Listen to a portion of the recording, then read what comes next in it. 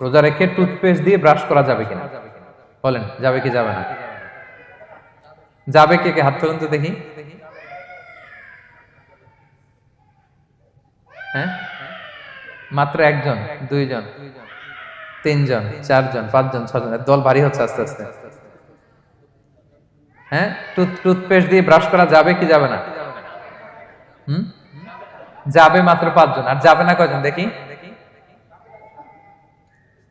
যাবে না, অনেকে যাবে না, অনেকে হাত তুলে নাই, ভাবছে কোন জায়গায় হাত তুলে কোন বিপদে পড়ি। চুপচাপ দেখি যে কোনটা জিতে।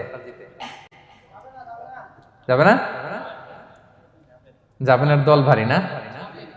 যাবে, এই সুন্দর বলছে, যাবে কিন্তু না করাই ভালো। হ্যাঁ হ্যাঁ, যাবে।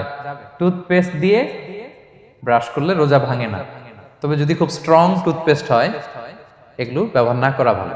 দিনের বেলায় মেসওয়াক করা ভালো। হ্যাঁ, মেসওয়াক করলে ওইটা সবচেয়ে সেফ। তবে যদি আপনি টুথপেস্ট দিয়ে ব্রাশ করেন আপনার রোজা ভাঙবে না ইনশাআল্লাহ। কেউ কেউ মাকরু বলেছেন, কিন্তু আপনার রোজা ভাঙবে না।